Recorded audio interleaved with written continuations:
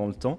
Merci beaucoup pour cette invitation et c'est un plaisir de venir ici pour parler de notre travail chez Rotor et aussi parler de ce livre que j'ai publié avec Vincent Laureau, un chercheur qui est à Bordeaux, à l'école d'architecture de Bordeaux. C'est un livre qui s'appelle 20 petites leçons d'économie de matière et qui sera peut-être une petite introduction à cette journée ou qui vous laissera un peu de matière à penser, j'espère. Voilà.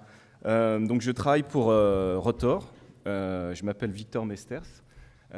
Rotor, c'est une association, un bureau, une agence qui est à Bruxelles, qui a été fondée en 2005 et qui travaille dans la déconstruction et le réemploi des matériaux et qui interroge les flux des déchets, des matériaux dans l'industrie, dans la construction. Donc vous pouvez voir sur cette image, on a une association qui travaille dans le conseil, dans la recherche, mais aussi dans les expositions. Et puis une société coopérative qui est née après, qui est une société en déconstruction, qui déconstruit, récupère les matériaux issus des chantiers bruxellois et de Belgique pour les remettre en circulation. Voilà. Mais alors, pour vous expliquer un petit peu la genèse de cet ouvrage-là, je vais vous faire un petit saut dans le temps dans notre histoire chez Rotor.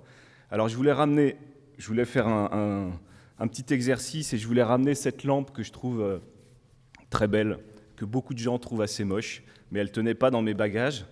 Donc je voulais amener ici. Et j'avais une petite question à vous poser avant de commencer cette journée. Qu'est-ce que c'est comme matériau, cette lampe ? Du goudron.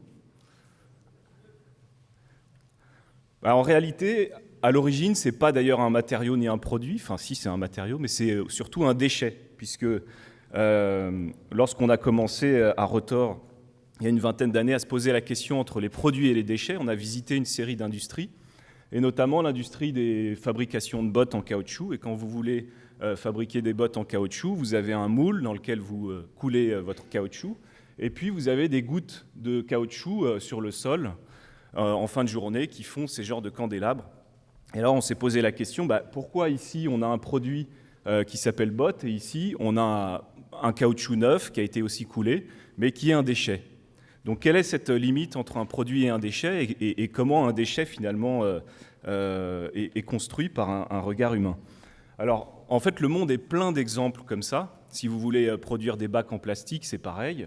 Ici vous avez une image encore d'un des projets d'une exposition de Rotor dans laquelle je n'étais pas encore à cette époque-là, mais qui montre des bacs en plastique de différentes couleurs.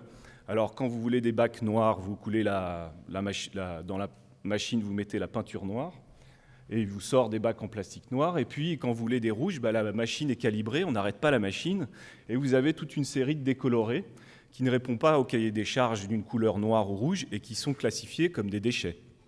Donc finalement ici, contrairement à la botte, on a même un produit qui a un usage, c'est-à-dire un bac en plastique, mais qui ne répond pas par une des dimensions à ce qu'on attend de lui et qui est classifié comme déchet. Et puis on peut continuer, donc si vous voulez de l'aluminium ou du cuivre par exemple, ici vous avez une mine de cuivre. Si vous voulez 1 kilo de cuivre, il vous faudra peut-être extraire 1 tonne de terre pour pouvoir avoir ce kilo de cuivre. On vous donne le cuivre, mais on ne vous donne pas la terre excavée. On ne vous la montre pas d'ailleurs cette image quand vous achetez le cuivre. Pareil pour l'aluminium, peut-être que vous êtes déjà un peu plus familier puisque dans la région il y a des traitement de bauxite. Donc quand vous voulez 1 kg d'aluminium, il faut produire 2 kg de boue toxique et on ne vous donne pas cette boue toxique. Pourtant, quand vous achetez un téléphone, par exemple, avec une coque en aluminium, il y a toute une série de matériaux, un impact un peu caché qui devrait lui appartenir. On pourrait les donner comme avec cette lampe. Si vous achetez ces bottes, on pourrait vous donner la lampe avec. Donc ça, c'est un petit peu la genèse de chez Rotor, de nos interrogations sur la limite entre un produit et un déchet. Et puis, on s'est posé la même question dans le bâtiment. Finalement, lorsqu'on prescrit une architecture, ce geste de prescription va engendrer 2 choses. Un assemblage de matériaux dans un milieu urbain et puis des trous ou des différents sites d'extraction en arrière-pays. Et pourquoi l'un est considéré comme une œuvre architecturale et pas l'autre ? Ou pourquoi en architecture, on ne regarde pas l'ensemble ? Donc c'est un petit peu sur ce constat et ce départ qu'on a on a continué à œuvrer depuis une vingtaine d'années chez Rotor et à essayer d'imaginer un monde où on considérerait ces deux positions, où on essaierait d'éviter cet impact caché. Alors, qu'est-ce qu'on peut faire ? La première chose, c'est questionner.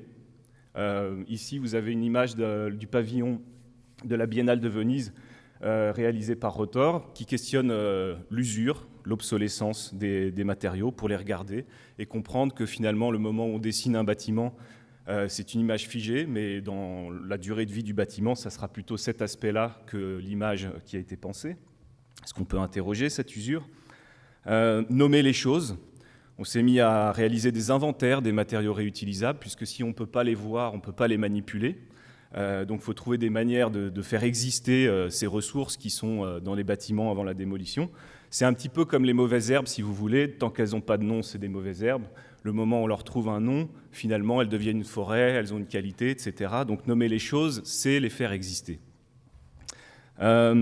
On a travaillé à montrer ce qu'il y a déjà là. Donc en 2014, une administration de l'environnement en Belgique nous disait qu'il n'y avait pas de revendeurs de matériaux de réemploi, qu'on n'avait pas de culture dans ce pays-là. Et finalement, quelques années après, on a montré en Europe du Nord-Ouest plus de 1000 entreprises que vous pouvez retrouver sur le site opalis.eu qui revendent, stockent, reconditionnent des matériaux de réemploi. Vous avez quelques images en bas et qui montrent qu'il y a déjà un secteur existant. Alors on a continué à travailler dans ce monde qu'on souhaite, à récupérer des matériaux. Donc on a ouvert une entreprise en déconstruction pour pouvoir, plutôt que démolir, récupérer les matériaux, les déposer soigneusement. Donc vous avez une image ici d'un chantier de déconstruction, d'un revêtement en marbre à Bruxelles. Et puis bien sûr les reconditionner, les faire circuler pour trouver un nouvel exutoire à ces matériaux qu'on récupère, avec une image ici de notre magasin qui vend des matériaux et puis ces nouvelles utilisations dans différents projets. Et enfin, de la conception. Parmi vous, j'imagine que vous êtes souvent face à ces questions. Comment on peut introduire des matériaux de réemploi dans un projet et concevoir avec le déjà là. Donc on a toute une série de projets qui font ces démonstrations à différents niveaux, où ici, par exemple, des éléments, des fenêtres de seconde main ont été pensés, réintégrés dans cette façade avec tout un travail de cadrer cette incertitude de ces matériaux. Alors ça peut paraître une présentation des idées assez simples et faciles en voyant ces images, mais finalement on est face à beaucoup de complexité. Et tous ces projets-là ont demandé beaucoup d'efforts, et notamment, elles posent des questions à chaque étape de la filière de la construction, où il faut changer ses habitudes. Et on sait à quel point c'est difficile de changer ses habitudes, et je voulais vous proposer un petit exercice pour vous réveiller, une petite gymnastique matinale, c'est de faire ce test que j'ai emprunté de Denis Meadows pour questionner nos habitudes. Alors je vous demanderai de croiser vos bras comme ça. Là, vous regardez quelle est la main qui dépasse. Maintenant, vous décroisez les bras, vous les relâchez, et puis vous essayez de les croiser dans l'autre sens. Qu'est-ce que vous remarquez ? C'est dur ? C'est pas bien ? Moins confortable ? Ça sent bizarre ? Vous avez tout le vocabulaire qu'on a lorsqu'on souhaite changer de monde, par exemple.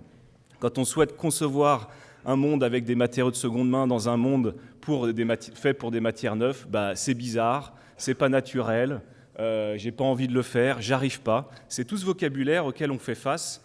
Et derrière ces projets qu'on a montrés, finalement, c'est tous ces efforts-là qui ont été nécessaires pour pouvoir envisager un monde différent. Mais rassurez-vous, les habitudes, comme toutes, lorsqu'on pratique tous les jours, elles deviennent naturelles. Et donc, à force de faire cette conférence, moi, j'arrive à croiser dans les deux bras, dans les deux sens. Et donc, c'est un peu sur ce point de départ qu'on a créé ce livre avec Vincent Leroux, qui est enseignant à Bordeaux, parce qu'il m'a invité à enseigner en 2018 dans son cours d'architecture pour essayer de transmettre toutes ces idées, ces connaissances qu'on a chez Rotor. Mais c'est, comme vous le voyez, quelque chose d'assez complexe de changer de sens, de questionner chaque étape du chantier. Donc on a essayé de faire un ouvrage pour rendre accessible ce savoir qui est un peu complexe en définissant des petites leçons et des études de bâtiment avec, ici vous voyez un exemple, questionner l'usage, des dessins pour parler simplement avec quelques textes assez courts. Donc c'est un livre qui se lit rapidement en 1 heure et qui fait un petit cours sur l'économie de matière en architecture, allant du recyclage jusqu'au maintien des bâtiments en passant par le réemploi.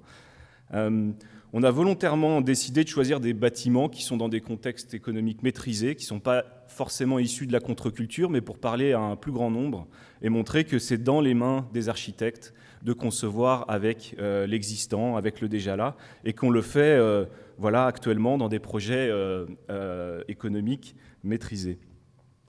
On a voulu aussi montrer que ces pratiques de réemploi et d'économie de matière ne datent pas d'hier et font partie d'une longue tradition architecturale. Et vous pouvez trouver dans ce livre des citations allant de Vitruve et des exemples de bâtiments du début du XXe siècle introduisant des éléments de réemploi. Voilà. Et enfin, c'est aussi une tentative de redéfinir un vocabulaire pour une profession, un petit peu comme les marins ont leur vocabulaire pour leur bateau. Quand on fait face aux notions d'économie circulaire, de développement durable, on est face à des mots, des concepts obsolètes qui sont un peu fourre-tout, dans lesquels on peut mettre beaucoup de choses.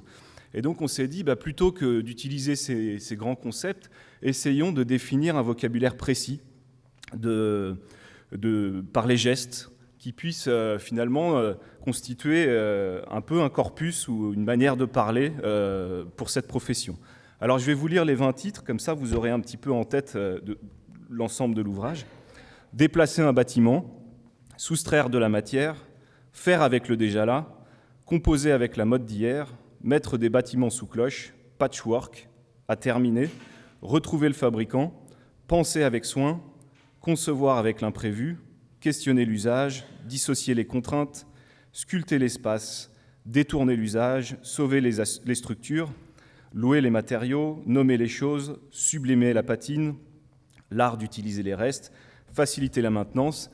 Et je suis sûr que dans cette audience, vous pourrez continuer cette liste qui n'est non exhaustive et agrandir cette liste d'un vocabulaire plus large. Et c'est peut-être quelque chose que j'aimerais vous inviter à faire aujourd'hui dans cette journée, de trouver d'autres vocabulaires pour préciser ce monde qu'on est en train de construire. Mais alors derrière, j'aimerais aussi vous poser une série de questions pour cette journée, puisque ce livre soulève aussi toute une série de questions pour la filière du réemploi, et notamment quel monde veut-on construire avec le réemploi, puisqu'on sait que les concepts d'économie circulaire pris isolément offrent peu de solutions aux problèmes socio-écologiques, car ils n'exigent pas de réduction de la consommation et de la production, et donc sont tout à fait compatibles avec la croissance. Et finalement, si vous prenez l'histoire du réemploi, vous pouvez voir dans l'Empire romain qu'on utilisait ces pratiques, les spolias, pour la conquête guerrière et exprimer un pouvoir qui n'avait rien d'écologique, mais plutôt politique. Vous avez ici un bâtiment à Bruxelles, début 2000, qui a intégré des vantaux de réemploi issus de tous les pays de l'Union européenne, qui était plutôt une démarche culturelle. Et donc, finalement, c'est une pratique à laquelle on peut donner la politique qu'on veut. Donc voilà la question, quel monde veut-on construire avec le réemploi ? Une deuxième question, c'est que le réemploi, la déconstruction, c'est beaucoup plus de temps que la démolition. Est-ce qu'on peut parler de transition écologique sans revalorisation du travail manuel ?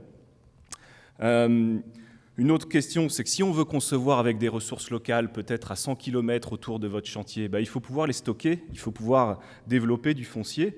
Est-ce qu'on peut avoir une économie circulaire sans modifier l'accès au foncier ? Nous avons à Bruxelles un magasin de matériaux, mais c'est tout un challenge de trouver ce foncier abordable pour stocker des fournitures localement. Qui peut se permettre d'être critique ?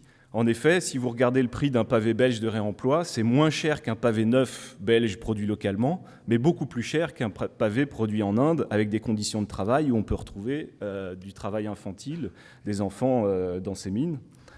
Est-ce que la recherche de performance entre-t-elle en contradiction avec les objectifs écologiques ? On le voit beaucoup dans des projets de recherche, l'envie de digitaliser et d'apporter toute une série de technologies derrière ces pratiques low-tech. Comment sont-elles compatibles ?